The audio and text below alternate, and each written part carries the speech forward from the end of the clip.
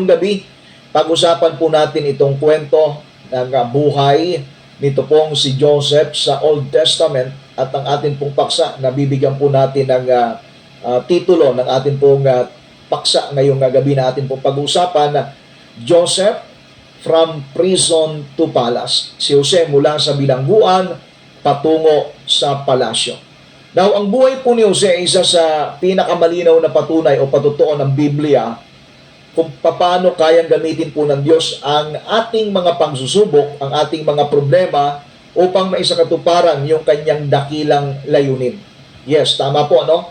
Yung mga pagsusubok, yung mga problemang ating kinakaharap ay kayang gamitin ng Diyos upang maisakatuparan yung kanyang dakilang layunin o kaya yung kanyang nais, yung kanyang hangarin sa bawat isa po sa atin.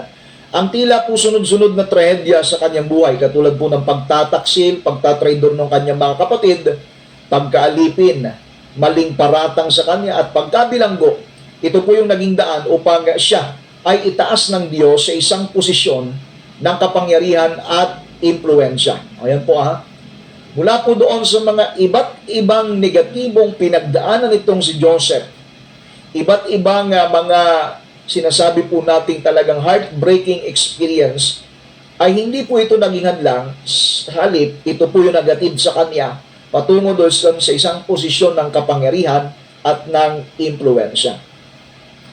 Ang kwento po ng buhay po ni Joseph, kung atin pong titingnan sa banal na kasulatan, yan po ay mula sa chapter 37 ng aklat po ng Genesis hanggang chapter 50. Kung kayo po ay meron pong time, mas mainam na inyo pong basahin yung kabuuan po ng kwento niyan upang makita po ninyo yung kabutihan at the same time yung buong kwento ng atin pong pinag-uusapan ngayong gabi. Dahil alam po ninyo, sabi ko nga, isa po ito sa Bible character na napakaganda ng kwento ng patutuo kung paano pinagpala ng Diyos. Ibig sabihin, kung paano yung pagsubok, kung paano yung mga problema ay ginamit ng Panginoon na kaparaanan upang may sakatuparan yung kanyang dakilang layunin. Kaya nga, kahit may problema, kahit may mga pagsusubok ang pinagdadaanan, hindi ibig sabihin, hindi na magkakaroon ng katagumpayan sa bandang huli. Tandaan natin, yung mga kabiguan, yung mga problema at pagsusubok, hindi po yan hadlang, salit, yan po ay bahagi, yan po ay daan patungo doon sa pagkakamit mo ng iyong pangarap, ng iyong pong minimiti. Ibig kong sabihin, kung meron man pong mga problema, kung meron pong mga kabiguan, yan po ay parte ng buhay. Yan ay bahagi na hindi po dapat natin maiwasan at hindi po yan magiging hadlang o kontra sa pag-abot mo ng iyong pangarap o sa pag-abot ng dakilang layunin ng ating Panginoon. Ngayon, pag-usapan po natin ito. From prison to palace. Mula sa bilangguan, papunta sa palasyo. May layunin po ang Diyos bago pa man natin maranasan o kaya makita yung prosesong ating pagdadaanan. Alam po ninyo, bago pa man po maranasan ni Joseph, yun pong mga pagsusubok na kanyang pinagdaanan, binigyan po siya ng Diyos ng isang malinaw na pangitain, malinaw na panaginip tungkol sa kanyang hinaharap, sa kanyang future ika nga, sa kung ano po yung kanyang mararating. Bago niya pagdaanan o bago po siya dumaan doon sa proseso, ang ipinakita sa kanya ng Panginoon, yung kanyang mapupuntahan o yung kanyang ma-achieve, yung kanyang makakamtan sa bandang huli. Now, ang sabi po ng Genesis chapter 37 verse 5, na naginip si Jose at ang kanyang ng kanyang isalaysay ito sa kanyang mga kapatid, lalo siyang kanilang kinaputan. Meron siyang panaginip, ikinento niya sa kanyang mga kapatid. Kaya lang, yung kanyang mga kapatid, nagalit, kinaputan siya. Verse 9, nagkaroon pa siya ng isang panaginip at sinabi niya, nakita niya, ang araw, buwan at 11 bituin ay yumukod sa kanya. Kaya nga nagalit dahil kumbaga, yung kanyang mga kapatid, yung kanyang magulang, yumukod sa kanya. Ibig sabihin, talagang magbabow down sa kanya dahil siya po ay ipopromote, itataas sa isang mataas na kalagayan. Madalas po mga kapatid at mga kaibigan, madalas ipinapakita ng Diyos yung kanyang pangako sa atin, pero ang hindi niya, kumbaga, hinahayag kaagad, yung proseso na ating pagdadaanan bago natin makamtan, yung pong pangako, yung pong vision, o yung panaginip. May mga panaginip po kasi ang ganda-ganda, di ba? Minsan nakapanaginip ka, minsan meron kang vision na binigay sa iyong Panginoon. Kaya lang yung vision po na yon, pagka tingnan mo, ang ganda-ganda ng pangitain, pero ang hindi pinakita sa iyo ng Panginoon, ano muna yung pagdadaanan mo bago mo makamtan yung vision na yon? Bago mo makamtan yung ipinakita sa iyo ng panaginip ng Panginoon. Ibig lang sabihin ng Panginoon, ang iyong pangawakan, yung ipinakita ko sa iyo. Yes, maaring marami kang pagdaanan sa buhay na ito. Maaring marami kang danasin bago makamtan yung ipinakita ko sa iyo, pero ang gusto kong gawin mo, sabi ng Panginoon, gusto kong gawin mo, fokusan mo ang panaginip, fokusan mo yung vision. Kaya ang ipinapakita sa atin ng Panginoon, yung vision, yung panaginip, hindi niya ipinapakita ng buo ano yung pagdadaan natin bago natin makamtan yung atin pong vision. Kasi nga, kung ipinakita sa atin ng Panginoon yung pagdadaanan natin, baka sabihin natin, Lord, ayoko na yan, ibigay mo na lang sa iba. Kaya nga, tandaan po natin, madalas ang ipinapakita sa atin ng Diyos yung kanyang pangako, yung pong vision, yung pong resulta. Pero yung pagdadaan natin, hindi ipinapakita sa atin ng buo ng Panginoon. Pero sa magandang bagay, ang pangitain ay maaring dumating agad, ngunit yung katuparan po nito ay nangangailangan po ng panahon. It takes time. Sabi nga po ng Habakuk, chapter 2, verse 3, sapagkat ang pangitain ay para sa takdang panahon. Kung ito man ay magluwat, kung ito man ay maabala, hintayin mo sapagkat ito'y tiyak na darating. Yung pangitain na galing sa Panginoon, ang sabi po ng talata, ito ay para sa takdang panahon. There is an appointed time. There is a time from the Lord. Meron pong itinakdang panahon ng Panginoon. Kung ito man ay magluwat, kung ito man ay maabala, bakit maabala? Kasi siguro sa iyong panahon, sa iyong goal, meron kang goal meron kang siniset na goal. Ngayon, kung ito man ay maabala sa iyong panahon, ang sabi po ng talata, hintayin mo sapagkat ito'y tiyak na darating. Now, ito pong sa kwento ni Joseph, yung layunin ng Panginoong Diyos ay ipinakita sa kanya bago pa po yung mga proseso na kanyang pagdadaanan. Yun po yung dapat nating maintindihan. May purpose, may layuning ipinakita ang Panginoon sa atin, yun yung ating pangawakan. Dumaan man tayo sa proseso, dumaan man tayo sa mga iba't ibang mga hadlang, iba't ibang mga tinatawag nating mga struggle, pero tumuloy ka pa rin dahil ang ipinakita sa iyo ng Panginoon, bagamat ito'y magluwat, hintayin mo sapagkat ito ay tiyak na darating. Pangalawa, hindi po kayang pigilan ng mga oppositions, ng mga kontra, ng mga salungat ang plano ng Diyos. Again, marami man pong opposition, marami man pong tutol, marami man pong laban, marami man pong sumasalungat, pero hindi kayang pigilan ang plano ng Diyos. Tingnan po, dahil po sa inggit, ipinagbili itong si Joseph ng kanyang mga kapatid. Ibinenta siya doon sa mga mangangalakal ng Madianites. At mula doon sa Madianites, dinala po sa Egypt. Ipinagbili po nila si Joseph sa mga Ismailita sa halagang 20 pirasong pilak, 20 pieces of silver. Ipinagbili nila yung kanilang kapatid. Ngunit, tingnan niyo po ngunit yung masamang balak ng tao ay ginamit ng Diyos para sa kabutihan. Yan po yung kagandahan Kapag may Diyos kang pinaglilingkuran, yun pong mga nagpaplano, yung pong mga nagpaplat, mga laban sa iyong masama, yung ginagawa nilang masama laban sa iyo ay kayang gawin ng Diyos na mabuti at the end. Kaya hindi ka dapat panghinaan ng loob, hindi ka dapat malungkot, hindi ka dapat ma-depress. Dahil yun pong mga bagay na tila baga hindi magagandang nangyayari. Kapag ikaw ay may Diyos na pinaglilingkuran at ikaw ay hindi bumibitaw sa Kanya, andun yung patuloy mo po pagtitiwala sa Kanya, paglilingkod mo ng tapat, tandaan niyo po, hindi ka iiwan ng ating Panginoon. Andun po yung kanyang pagsama sa iyo. Kasi po ang Diyos hindi po nangiiwan eh. Alam niyo po kung sino nangiiwan? Tayo ang nangiiwan. Minsan sinasabi natin, Lord, kahit anong mangyari, magpapatuloy ako sa iyo. Pero dumating yung time, minsan, hindi lang naman yung pagsubok eh. Nung nasa kasaganaan na, nakalimutan ang Diyos, nakalimutan na yung pangako. Alam po ninyo, ang Diyos hindi po nakakalimot yan. Ang Diyos hindi nangiiwan. Ang kanyang pangako, hindi kita iiwan, ni pababayaan man hanggang sa katapusan ng sanlibutan. Ang problema, ikaw ang nangiiwan. Yan ang malaking problema kung ikaw yung mang-iwan. Kaya anuman ang iyong pinagdadaanan, may problema man, o kaya may pagsubok ka man pinagdadaanan, o kaya naman, kung ikaw naman ay pinagpapala, wag na wag mong iwanan ng Panginoon. Mas lalo kang dapat lumapit sa Kanya. Mas lalo kang dapat maglingkod ng tapat sa Kanya. Wag mong hayaan na dahil sa mga bagay na iyong pinagkakabalan ngayon, ipinagpalit mo ang ating Panginoon. Dahil isang araw, lahat ng iyong pinagkakabalan sa buhay na yan, pwedeng tanggalin, pwedeng kunin ng Panginoon sa isang iglap, at doon mo ma-realize, Panginoon, meron akong malaking pagkakamali. Now, ito po, hindi po nang iwan ng Diyos.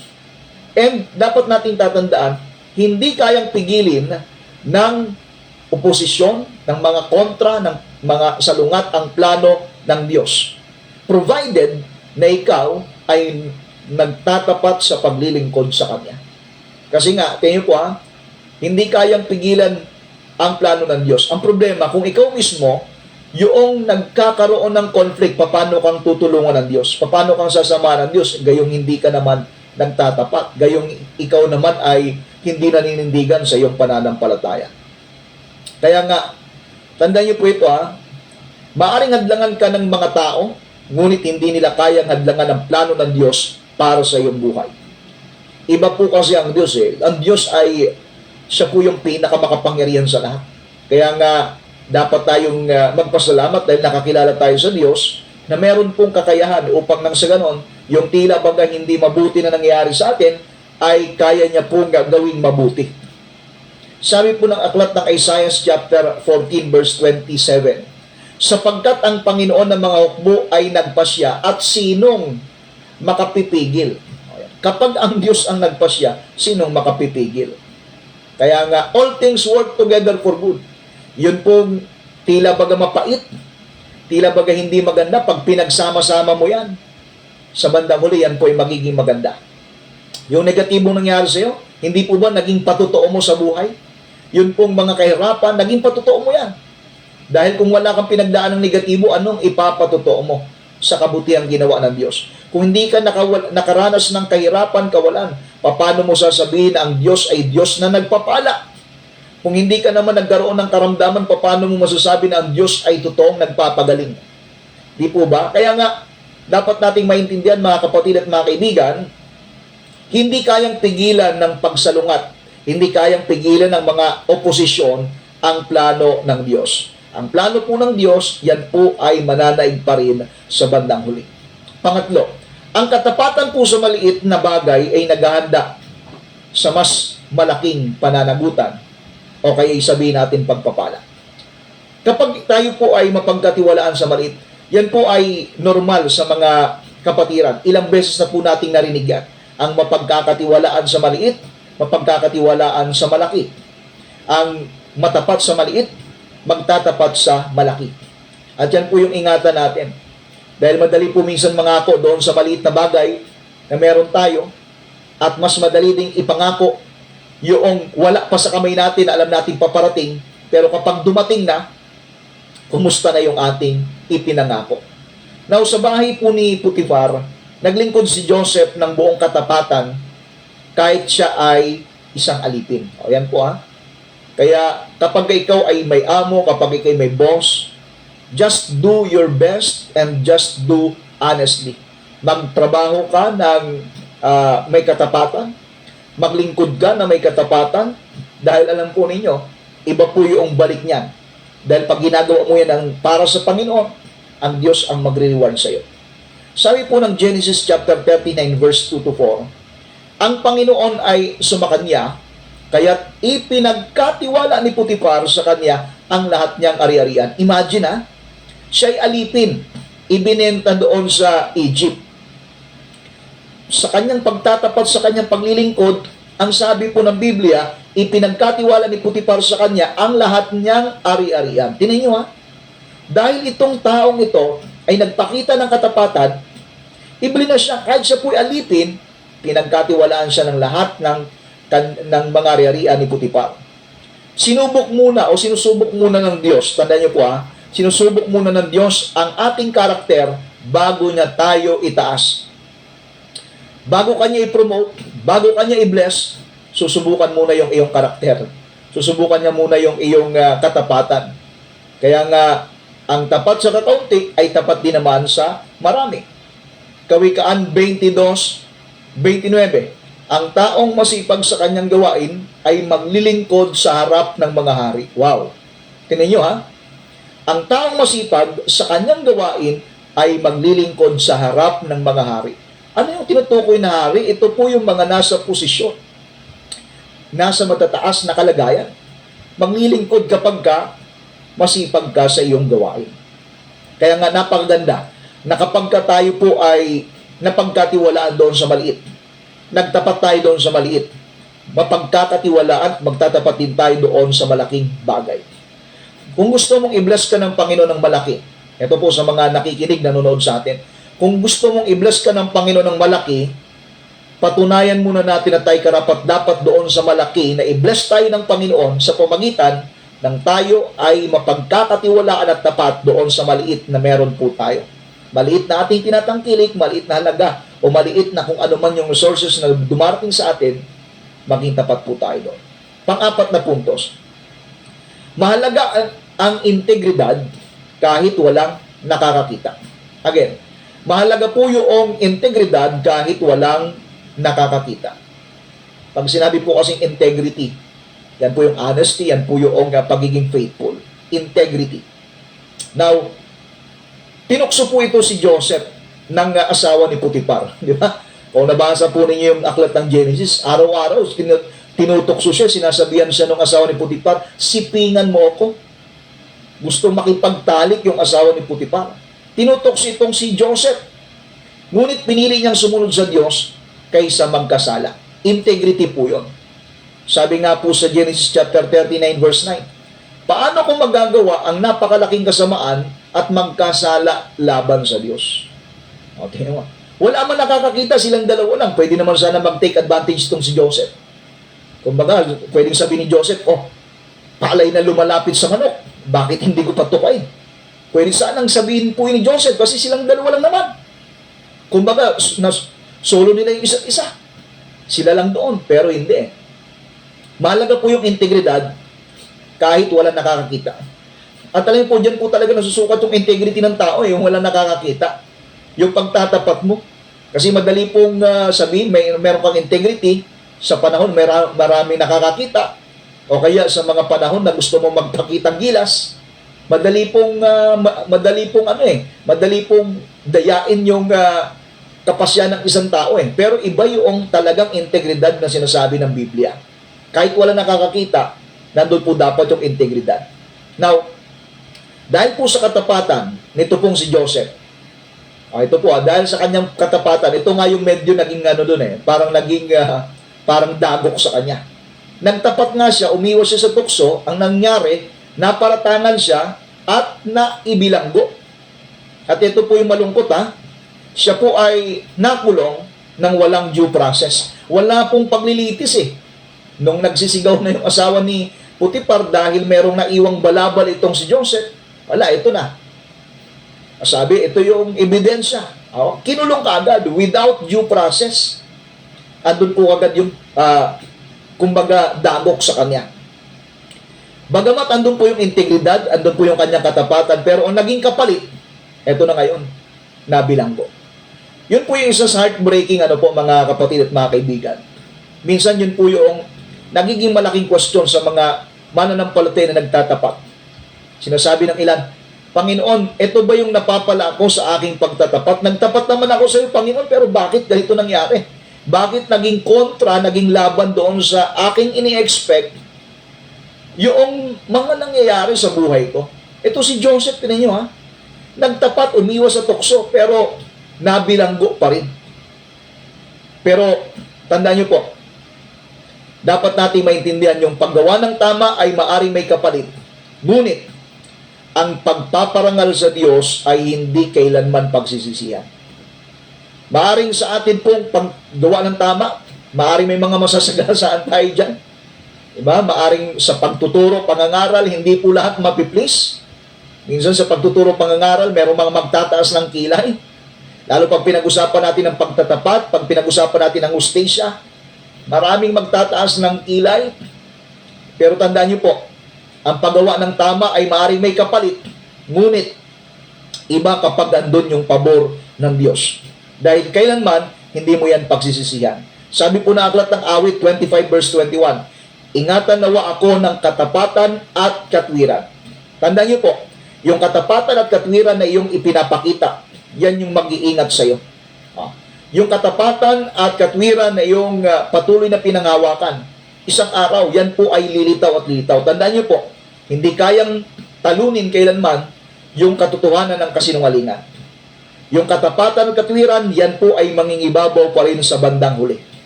Kawikaan chapter 10 verse 9. Ang lumalakad ng may integridad ay lumalakad ng tiwasay. Wow. Ang lumalakad daw po ng may integridad ay lumalakad ng tiwasay. Lumalakad ng may mapayapa. Ibig sabihin mapayapa kasi hindi ka sinusumbatan ng konsensya mo. Kasi nga, lumalakad ka na may integridad. Tapat ka na lumalakad. Halimbawa, kung ikay nagtatrabaho, yung ipinapakain mo sa pamilya mo, bunga talaga ng iyong pagsusumikap, bunga talaga ng iyong pagtatrabaho ng wasto tama, ipinapakain mo na proud ka dahil pinaghirapan mo. Unlike nung marami kang tinatangkilik pero bunga naman ng pandaraya, alam mo, halos hindi mo may malunok. At hindi ka magiging proud niyan bilang magulang, ipinapakain mo sa anak mo, bunga ng pandaraya at panluloko. O, di ba? Kaya nga, dapat nating maintindihan, yung lumalakad ng may integridad ay lumalakad ng tiwasay. Merong kapayapaan sa puso yan. Dahil andun po yung integrity. Panlima, kasama pa rin natin ang Diyos kahit nasa bilangguan. Di ba ang topic po natin, from prison to palace? Joseph, from prison to palace. Si Jose mula po sa bilangguan papunta doon sa palasyo. Ito ngayon yung nangyari, ha? Kasama pa rin natin ang Diyos kahit nasa bilangguan. Bakit? Dahil andun po yung ating pagtindig sa pagtatapat. Ito si Joseph, ito po yung napagandang halimbawa. Bangamat pinaratangan si Joseph nang hindi niya ginawa ng isang kaso, hindi po siya iniwan ng Diyos. Nandun pa rin yung pagsama ng Panginoon sa kanya. Sabi po ng Genesis chapter 39 verse 20 to 21, ngunit ang Panginoon ay kasama ni Jose sa bilangguan at ipinakita sa kanya ang kanyang kagandahang loob. Alam niyo po ba kung babasahin po natin ang kwento? Ito pong si Joseph, ginawa po siyang mayor doon sa selda. Di ba? Hindi ko alam kung selda 13 o selda 14 yun. Ginawa siyang mayor doon sa selda dahil po sa pabor ng sinamahan siya ng Panginoon eh. Kaya, kapag andun yung pagtatapat mo, kahit saan ka naroon, sasamahan ka ng Panginoon. Pero kapag ka nandun yung ikaw ay pa-easy-go-lucky o kaya pag ikaw ay bunga na nandun yung pandaraya, panluloko, wag mo nga sana may Diyos na sasama sa iyo. Pero ito yung panghawakan natin. Kapag ikay nanatiling nagtatapat, andun ang iyong integridad, andun ang iyong katapatan, andun ang katwiran mo, tandaan mo kahit saan ka naroon, sasamahan ka ng Panginoon. Ito po, maliwanag na pruweba. Now, ang mahirap na kalagayan ay hindi nangangahulugang iniwan ka ng Diyos. Sa lahat ng mga kapatiran nanonood ngayong gabi, nakikinig, hindi ibig sabihin ikaw nasa kahirapan ay iniwan ka ng Diyos. Hindi ibig sabihin na ikaw ay nagdadanas ng mga struggle sa panahon ito. Hindi ibig sabihin iniwan ka ng Diyos. Alam niyo po ba, may mga times na hindi man natin nakikita, hindi man natin narinig yung tinig ng Panginoon. Alam niyo po, parang tinitingnan, parang pinapanood tayo ng Panginoon sa isang laro eh. Alam niyo po, nag-cheer ang Panginoon, sasabihin ng Panginoon, kaya mo yan. Huwag ka sumuko. Alam kong kaya mo yan. Dahil nakikita niya yung iyong kapasidad. Alam niyo po ba yung ipinagkatiwala sa atin ng Panginoon, hindi lang naman po yung blessing eh. Hindi lang naman po yung mga pagpapala. Alam niyo po yung isa sa pinagkatiwala sa atin ng Diyos, kahit yung mga problema at pagsubok. Imagine ito bigyan ko po kayo ng idea.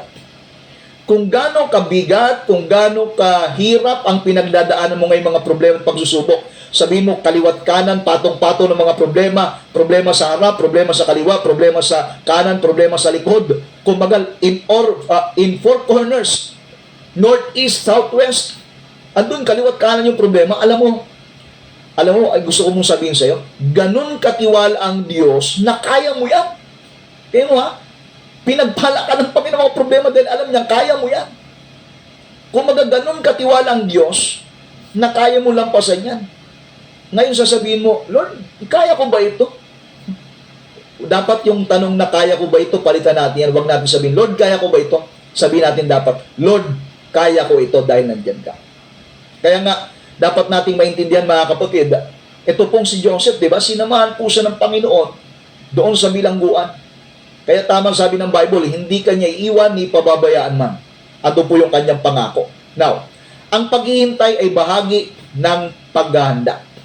Minsan po kasi ang most challenging po sa atin yung paghihintay.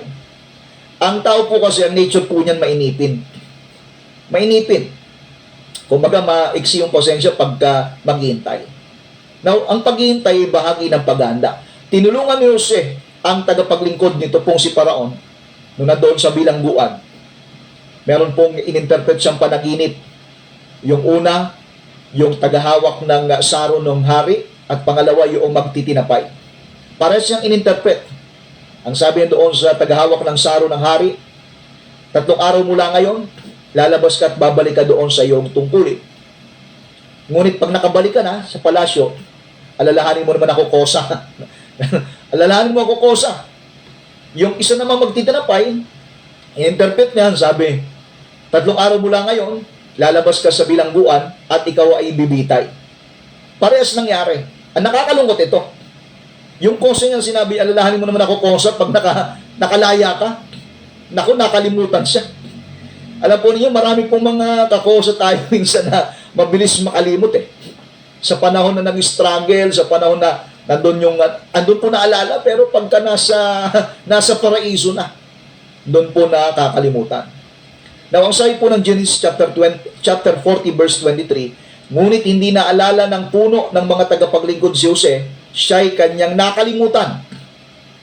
2 taon pang lumipas bago dumating ang itinakdang panahon. Now, ano po yung lesson dito? Yung paghihintay. Minsan, madidisappoint ka eh. Lord, ginawa ko naman ng tama. Nagpakita naman ako ng kabutihan, pero bakit ganito nangyari? Hindi ako naalala ni Kosa. 2 years pa lumipas eh. Pero alam po, sabi nga niyan, meron pong tamang panahon. God's delays are not God's denials. Ang pagkaantala ay hindi nangangahulugang tinanggihan ng Diyos.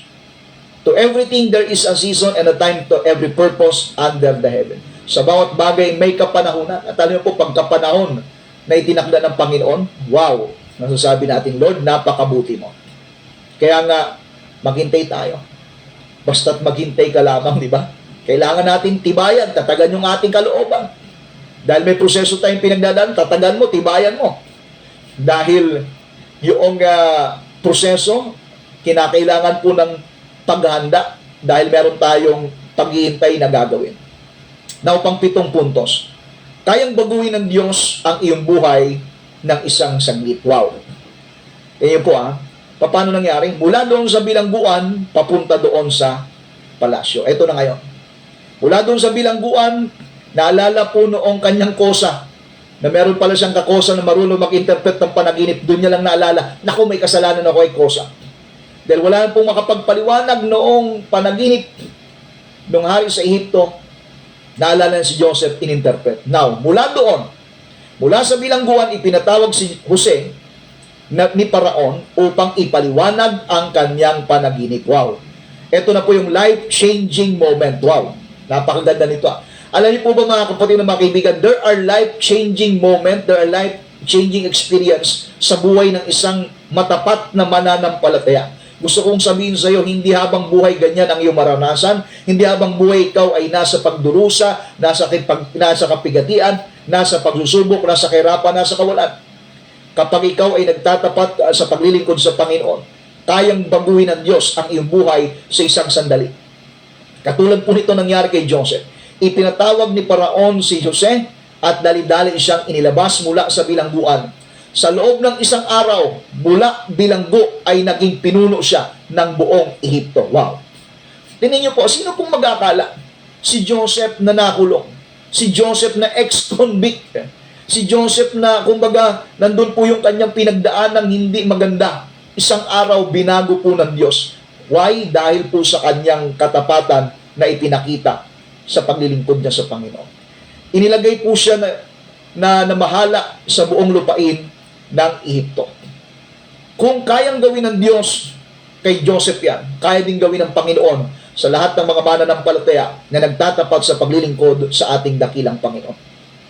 Tandaan po natin, ang pagtataas, ang promotion ay galing sa ating dakilang Diyos.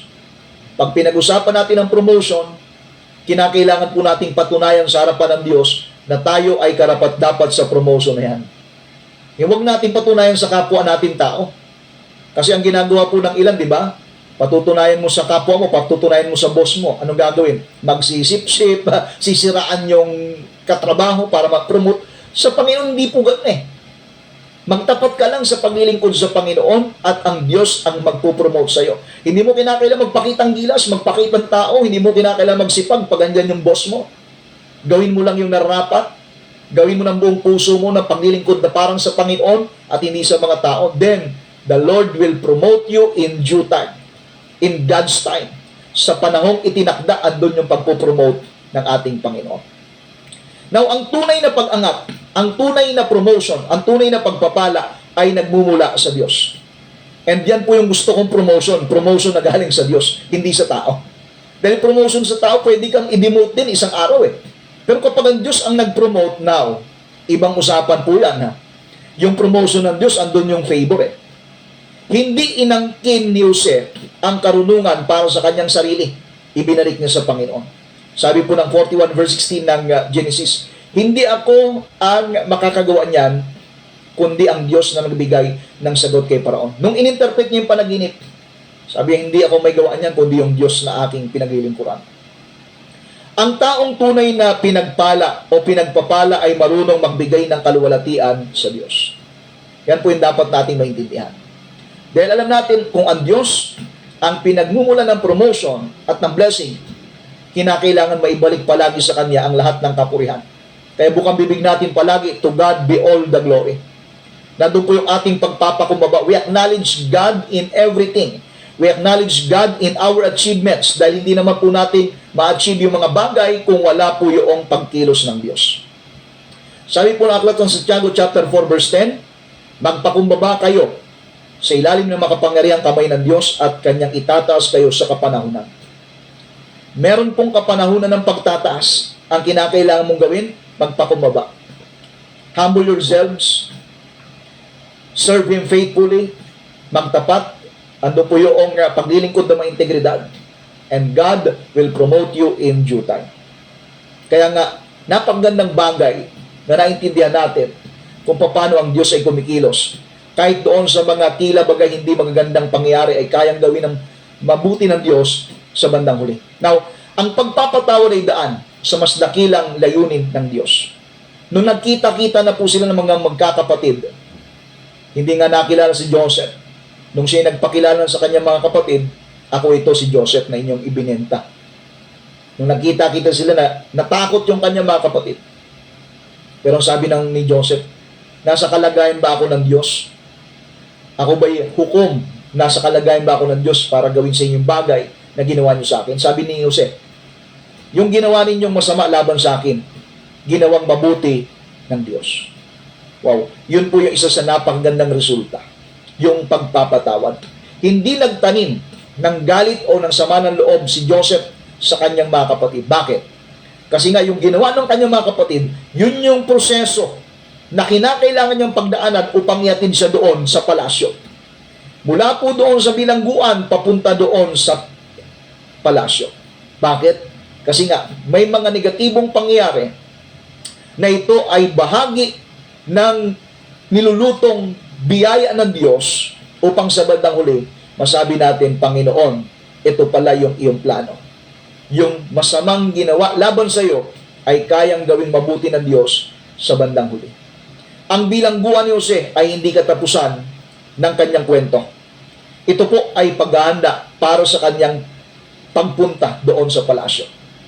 Now, ito po yung isang magandang bagay. Kapag may layunin ng Diyos sa iyong buhay, yung mga kabiguan, yung mga pagsusubok, yung struggle na pinagdadaanan mo, yan ay hakbang patungo sa tagumpay. Ang pagkantala, yung mga delays, ay hindi po nangangahulugang tinanggihan po ng Diyos, kundi yan po ay paghahanda. At yan ay magiging patutuo mo sa bandang huli. Manatili kang nagtatapat, manatiling nagtitiwala, dahil kapag ikaw ay nandun ang iyong pagtatapat sa paglilingkod mo sa Panginoon, sasamahan ka ng Diyos. Kahit saan ka magpunta, sasamahan ka ng Panginoon. Hindi ka niya iiwan, hindi ka niya pababayaan hanggang sa katapusan ng sanlibutan. At